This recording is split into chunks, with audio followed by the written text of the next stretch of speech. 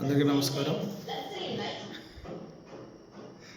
Videos అందరికీ నమస్కారం. నేను మెడిచల్లో ఉంటాను.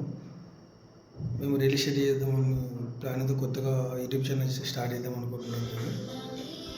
మేము ఆల్రెడీ రియల్ ఎస్టేట్లో 10 years నుంచి ఎక్స్పీరియన్స్ ఉన్నాం. మేము ఆల్రెడీ విల్లాస్ కానీ ఓపెన్ ప్లాట్స్ ఇండిపెండెంట్ హౌసెస్ ఈ ఛానల్ చేద్దాం అనుకుంటున్నాము.